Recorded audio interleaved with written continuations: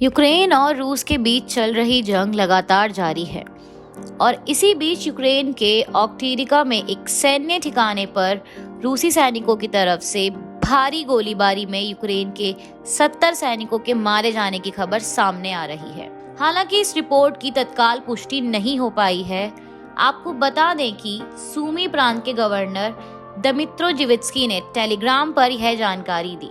उन्होंने जली हुई 4 मंजिला इमारत और मलबे में लोगों की तलाश करते बचाव कर्मियों की तस्वीरें पोस्ट की। बाद में उन्होंने एक फेसबुक पोस्ट पर लिखा कि रविवार को युद्ध के दौरान कई रूसी सैनिक और कई स्थानीय नागरिकों की भी मौत हो गई। यह शहर कीव और खार्कीव के बीच है। रूसी सेना यूक्रेन की राजधानी कीव के बेहद करीब पहुंच चुकी है। करीब 40 मील के काफिले में रूस के टैंक और अन्य सैन्य वाहन कूच कर रहे हैं। वहीं न्यूयॉर्क के 3 बड़े हॉलीवुड स्टूडियो ने द बैटमैन समेत रूस के सभी थिएटर में अपनी फिल्मों की रिलीज को रोक दिया है।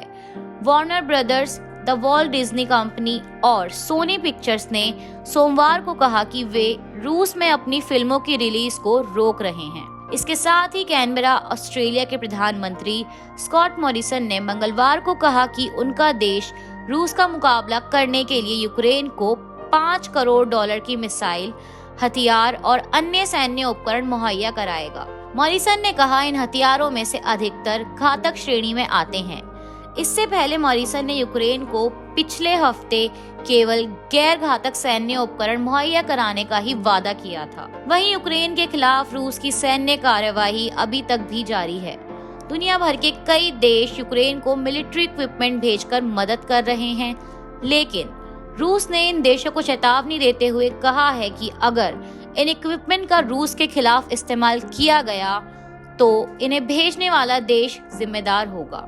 वहीं सैन्य टकराव के बीच चल रहे इस संकट को हल करने के लिए डिप्लोमेटिक कोशिशें भी जारी हैं। यूक्रेन संकट पर United nation human rights council ने इमरजेंसी डिबेट का प्रस्ताव दिया था।